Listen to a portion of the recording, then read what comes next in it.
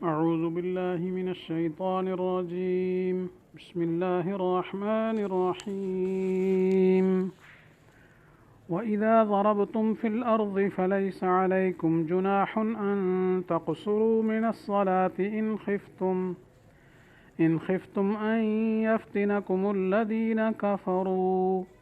إن الكافرين كانوا لكم عدوا مبينا صدق اللہ العظیم۔ ترجمہ: اور جب تم زمین میں سفر کرو پس تم کو اس میں کوئی گناہ نہ ہوگا کہ تم نماز کو کم کر دو اگر تم کو یہ اندیشہ ہو کہ تم کو کافر لوگ پریشان کریں گے۔ بلا شبہ کافر لوگ تمہارے سری دشمن ہیں۔ تو پچھلی آیات میں ہجرت کا تذکرہ تھا اور اس کے فرض ہونے کا بیان تھا، اور ساتھ ساتھ ہجرت کی فضیلت کا بھی ذکر آیا تھا۔ تو عام طور پر ہوتا یہ ہے کہ ہجرت میں اور جہاد میں سفر کرنا پڑتا ہے، اور عام طور پر ایسے سفروں میں خاص کر اس زمانے میں مخالفین کفار کی طرف سے یہ فکر اور اندیشہ بھی اکثر ہوتا تھا کہ وہ کوئی تکلیف پہنچائیں گے۔ اس لیے سفر اور خوف کی رعایت میں جو نماز میں خاص سہولتیں اور تخفیف کی گئی ہے، اس آیت میں اس کا بیان ہے، اور اس کی تشریح اگلی آیت میں بھی آ رہی ہے۔ تو اس آیت کے شان نزول کے بارے میں بعض مفسرین نے یہ لکھا ہے کہ بنو نجار کے کچھ آدمی آپ صلی اللہ علیہ وسلم کی خدمت میں آئے اور عرض کیا کہ ہمیں اکثر اتفاق ہوتا ہے سفر کرنے کا تجارت وغیرہ کے لیے، تو ہمیں پھر ایسی حالت میں نماز کیسی ادا کرنی چاہیے، اس کا طریقہ کار کیا ہے؟ تو اس وقت یہ آیت نازل ہو گئی۔ تو چونکہ اس آیت میں یہ فرمایا گیا اذا ضربتم فی الارض، جب تم زمین میں سفر کرو، تو فرمایا فلیس علیکم جناح ان تقصروا من الصلاۃ، تم پر کوئی گناہ نہیں ہے کہ نماز میں کمی کر دو۔ لیکن یہاں مراد یہ ہے کہ گناہ نہیں، یعنی ضروری ہے کہ کمی کریں، ٹھیک ہے، لیکن یہ کمی کہاں ہوگی؟ تو یہ اصل میں نماز جو رباعی ہے وہ ثنائی بن جائے گی، یعنی 4 رکعتوں والی نماز جو ہے اس کی 2 رکعتیں پڑھی جائیں گی۔ مثلا یہ 3 نمازیں ہیں، ظہر ہے، عصر ہے اور عشاء ہے۔ تو ظہر کے 4 فرض ہیں، عصر کے بھی، عشاء کے بھی، تو اب ان 4 کی بجائے 2 پڑھنی ہوگی، 2 رکعتیں پڑھیں۔ اور باقی جو نمازیں ان کا یہ مسئلہ نہیں ہے، مثلا مغرب کی نماز ہے تو اس کی 3 کی 3 ہی رہیں گی، یا فجر کی نماز تو پہلے سے ہی 2 ہے، وہ ہے ہی ثنائی، 2 رکعتوں والی نماز ہے، اس لیے اس کے اندر تخفیف نہیں ہوگی۔ باقی اس میں یہ فرمایا گیا ان خفتم ان یفتنکم الذین کفروا، کہ یہ نماز میں کمی جو ہے، تخفیف جو ہے، یہ فرمایا اگر تمہیں ڈر ہو کہ کافر لوگ تمہیں کس میں فتنے میں مبتلا کریں گے، کافر تنگ کریں گے، تو یہ خوف کی قید یہاں لگی ہوئی ہے۔ یہ خوف کی قید جو ہے وہ واقعی ہے، یعنی اس زمانے میں جب یہ آیت نازل ہوئی تھی تو اس وقت عموماً سفروں میں کفار کا مسلمانوں کو خوف ہوتا تھا، تو اس لیے فرما دیا گیا اگر تمہیں خوف ہے کافر ایسا کریں، تو بہرحال اس زمانے کے اعتبار سے یہ قید لگائی گئی، لیکن یہ قید احترازی نہیں ہے کہ مطلب خوف نہ ہو تو پھر قصر کی اجازت نہیں، بلکہ سفر میں قصر کرنا ضروری ہے، بلکہ تو اس کی پوری تشریح جو ہے احادیث میں آئی ہے، اور احادیث سے عموم ثابت ہوا ہے کہ سفر ہو، خواہ خوف ہو یا نہ ہو، قصر بہرحال بالاجماع مشروع ضرور ہے۔ اور اسی طرح حدیث پاک میں بھی وارد ہوا ہے، حضرت عمر رضی اللہ تعالیٰ عنہ سے کسی نے پوچھا کہ نماز کی تخفیف کا حکم تو خوف کی حالت میں ہے اور اب تو امن ہے، تو حالت امن میں نماز کی قصر کی کیا وجہ ہے؟ تو حضرت عمر نے جواب میں آگے ارشاد فرمایا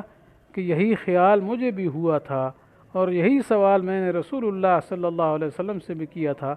تو آپ نے فرمایا کہ یہ اللہ تعالیٰ کا صدقہ ہے، صدقۃ تصدق اللہ لکم، کہ یہ صدقہ ہے کہ اللہ تعالیٰ نے تمہارے اوپر یہ تصدق اللہ علیکم، اللہ نے تمہارے اوپر یہ صدقہ فرمایا ہے، تو لہذا اس کو قبول کرو، فاقبلوا صدقتہ، تو لہذا یہ اللہ کی طرف سے خاص مہربانی اور رحمت ہوئی ہے، لہذا اس کو قبول کرنا چاہیے۔ اور یہ حدیث بتا رہی ہے کہ قصر کرنا واجب ہے، کیونکہ اللہ تعالیٰ کی طرف سے جو عطیہ ملا ہے اس کو لینا لازم ہے۔ اس طرح حضرت ابن عباس رضی اللہ تعالیٰ عنہ کی حدیث ہے کہ وہ فرماتے ہیں کہ مکہ اور مدینہ کے درمیان ہم نے امن کے باوجود رسول اللہ صلی اللہ علیہ وسلم کی معیت میں 4 رکعتوں کی بجائے 2 رکعتیں پڑھی، یعنی قصر کی تھی۔ تو معلوم ہوتا ہے کہ امن ہو یا خوف ہو، دونوں حالتوں میں قصر کرنی چاہیے۔ اور اس طرح صحیحین کی روایت میں ہے کہ رسول اللہ صلی اللہ علیہ وسلم نے ظہر اور عصر کی نماز قصر کر کے پڑھی، اور اس وقت کسی طرح کا کوئی خوف بھی نہیں تھا۔ تو بہرحال احادیث صحیحہ سے اور آپ صلی اللہ علیہ وسلم کی سنت اور عمل صحابہ سے یہ بات ثابت ہوئی ہے کہ مسافر کو امن کی حالت میں بھی قصر نماز پڑھنا چاہیے۔ تو ہمارے امام ابو حنیفہ رحمہ اللہ کے نزدیک سفر میں قصر کرنا لازم ہے، واجب ہے۔ اور جو اس آیت میں آیا ہے نا کہ تم پر کوئی گناہ نہیں، جی، تو اس سے شبہ ہو سکتا تھا کہ قصر نہ کرنا بھی جائز ہے، جی، کوئی آدمی پوری پڑھ لے، جی۔ تو علماء نے لکھا ہے کہ یہاں جو یہ آ گیا نا فلیس علیکم جناح، تم پر کوئی گناہ نہیں، وہ اس وجہ سے آیا ہے کہ جب نماز 4 کی بجائے 2 پڑھ رہے ہیں تو شاید کسی شخص کے ذہن میں یہ شبہ اور وسوسہ آ جائے، اوہ ہم نے تو اب آدھی نماز پڑھی ہے، پتہ نہیں گناہ ہوگا کہ نماز کو پورے طریقے سے نہیں پڑھا ہے، جی۔ تو فرمایا نہیں، تمہارے اوپر کوئی گناہ نہیں، ہمارا حکم ہے اب سفر میں کیا کرو، قصر ہی کرو۔ اس لیے نفی فرمائی جا رہی کہ تو لیس علیکم جناح، جی، اس کا یہ مطلب نہیں ہے کہ یہ واجب نہیں ہے، بلکہ اس کا وجوب دوسری دلیلوں سے ثابت ہے۔ جیسے ایک دلیل میں نے عرض کر دی کہ ہمارا ہے فقبلوا صدقتہ، تو بہرحال اس میں سفر میں قصر کا حکم ہے۔ باقی سفر کتنا ہوتا ہے، جی، مراد اس سے مطلقاً سفر نہیں ہے کہ یہاں سے نکلو مسجد سے اپنے کھیت کی طرف تو چلو سفر ہو گیا، نہیں، یا 2-3 میل 4 میل کا سفر نہیں ہے، بلکہ رسول اللہ صلی اللہ علیہ وسلم اور صحابہ کرام کے عمل سے یہ ثابت ہوتا ہے کہ مقدار خاص ہے جس کو سفر کہہ سکتے ہیں، جس کے اندازہ میں ائمہ کے اقوال مختلف ہیں۔ بہرحال ہمارے امام ابو حنیفہ رحمہ اللہ کا فرمان یہ ہے کہ کم از کم 3 دن کی مسافت کا راستہ ہو، یعنی کم از کم 3 منزل کا سفر ہو تو قصر پڑھنا چاہیے، اور جو سفر 3 منزل سے کم ہو اس میں قصر پڑھنا ہمارے امام صاحب کے نزدیک جائز نہیں ہے۔ اور منزل کس کو کہتے ہیں؟ پہلے زمانے میں منزلیں ہوتی تھی سفر کی، تو منزل کہتے ہیں جس میں پیدل آدمی یا اونٹ اپنی عام معمول کی رفتار سے 1 دن میں طے کرتا ہو، اس کو منزل کہتے ہیں۔ اس وجہ سے 3 منزلیں ہو گئیں، تو گویا 3 دن کا سفر عام معمولی یعنی رفتار کے ساتھ۔ تو اگر 1 منزل یا 2 منزل کا سفر کرے تو اس سے شریعت کا کوئی حکم نہیں بدلتا، بلکہ نماز پوری پڑھنی ہوگی۔ ہاں، جب کوئی 3 منزل یعنی 3 دن کی مسافت کے چلنے کا قصد کرے تو وہ شرعاً مسافر ہے۔ تو اگر معمولی میدان کا سفر ہو اور دریا پہاڑ نہ ہوں تو میلوں میں علماء کرام نے لکھا ہے یہ 48 میل کا اندازہ ہے۔ تو 48 میل جو ہے پرانے جو چلتے تھے، جی، اس زمانے میں میلوں کے اعتبار سے 48 میل ہے۔ تو یہ سب علماء کا تقریباً متفق علیہ 48 میل کی مسافت جو ہے یہ سفر جو ہے شرعی سفر کہلاتا ہے۔ اس میں کیا ہے، رخصت سفر کی ملتی ہے اور انسان 2 پڑھے 4 کی بجائے۔ لیکن اس سے کم سفر اگر ہے تو پھر رخصت نہیں ہے، پھر پورے 4 ہی پڑھنی ہوں گی۔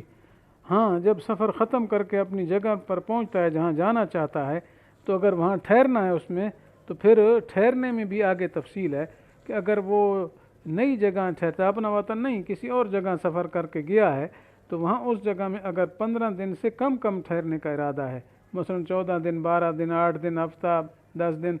جی، تو پھر وہ قصر ہی کرتا رہے گا اور وہ حکماً مسافر رہے گا، وہ مسافر ہی ہے۔ تو لہذا وہ نماز وہی 4 کی 2 ہی پڑھتا رہے گا، اور اس کو قصر کہتے ہیں جیسے پیچھے گزرا ہے۔ اور اگر 15 روز یا 15 روز سے زیادہ کا ٹھہرنے کا ارادہ کر لیا تو اب اس کو کہتے ہیں وطن اقامت اس کو کہا جاتا ہے۔ تو اب وہ یہ وہاں مقیمی ہو گیا۔ اب اگر 15 یا 15 سے زیادہ ٹھہرے گا تو پھر نماز پوری پڑھے گا۔ اسی طریقے سے انسان اگر اپنے وطن اصلی میں آ گیا ہے، جی، چاہے وہ 1 دن ہی آ کر رہ کر اپنا سامان دوبارہ لے کر جانا چاہتا ہے، پھر بھی اپنے وطن اصلی میں داخل ہوتے ہی اس کا سفر ختم ہو گیا اور اس کو نماز کا پورا کرنا لازم ہو جاتا ہے۔ تو بہرحال یہ احکام تھے قصر کے۔ باقی رہ گی سنتیں، تو سنتیں پڑھنی چاہیے،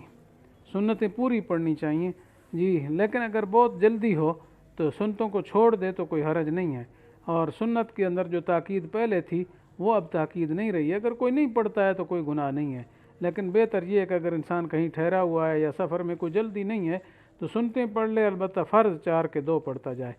اور وتر بھی پورے پڑھنے ہیں 3،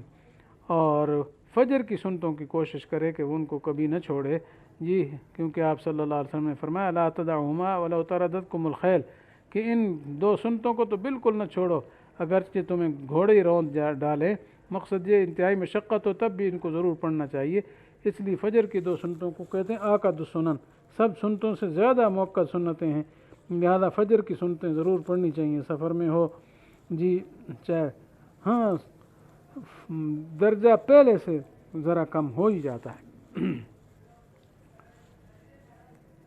تو بہرحال اس میں یہ ہے کہ سفر کا خیال کرنا ہے، سفر ضروری ہے کتنا ہو جی 48 میل ہو۔ بعض لوگ یہ کرتے ہیں اپنے کھیت میں چلے گئے یا 2-3 میل کی مسافت تو کہتے ہیں جی چلو جی ہم مسافر ہو گئے، جی تو یہ ان کا نظریہ درست نہیں ہے، کیونکہ وہ بعض لوگ استدلال کرتے ہیں قرآن نے کہا ہے وَإِذَا ضَرَبْتُمْ فِي الْأَرْضِ، جب زمین میں چلو پھرو، تو ہم زمین میں تو چلے ہی ہیں تو بس ہم مسافر ہو گئے۔ اور خدا کے بندو اس کو سفر کہو تو پھر تو ہمیشہ ہی آپ مسافر ہیں، کیونکہ جو شخص کیا ہے نماز فرض پڑھنا چاہتا ہے مسجد میں آ کر امام کے پیچھے، تو ظاہر ہے وہ مسجد میں تو آئے گا مسلمان، تو وہ بھی تو ایک چلنا ہوا زمین میں، گھر سے چل کر مسجد تک کو آیا ہے، جی تو مسجد تک آنے والا ہے پھر مسافر ہے، پھر تو کبھی بھی اس کو کیا ہے سفر کی حالت سے خارج نہیں سمجھا جائے گا، ہمیشہ وہ جب بھی مسجد میں آئے گا مسافر قرار پائے گا اور ہمیشہ ہی 2 پڑھے گا پھر تو، اس لیے یہ درست نہیں ہے۔ بلکہ حقیقت یہی ہے کہ جو شریعت سے وارد ہوا ہے، جو آپ صلی اللہ علیہ وسلم اور صحابہ کے عمل سے ثابت ہے کہ سفر میں آپ نے قصر فرمائی ہے، جی اور قریب کی چھوٹے موٹے کیا ہے کہیں کام کے لیے جاتے وقت جو ہے وہاں آپ نے قصر نہیں فرمائی ہے۔ تو اس بنا پر جو علماء نے اجتہاد سے جی اور دلائل کو دیکھ کر کیا مسافت مقرر کی 48 میل، وہ کم از کم ہونا ضروری ہے، اس سے کم میں قصر کی ہرگز اجازت نہیں ہے۔ تو اللہ تعالیٰ سے دعا ہے کہ اللہ تعالیٰ ہمیں اپنے احکام کی پوری پابندی نصیب فرمائے، اور سفر اور حضر ہر حال میں ہمیں اپنی نمازوں کی فکر اور اہتمام نصیب فرمائے، آمین۔ وآخر دعوانا ان الحمد للہ رب العالمین۔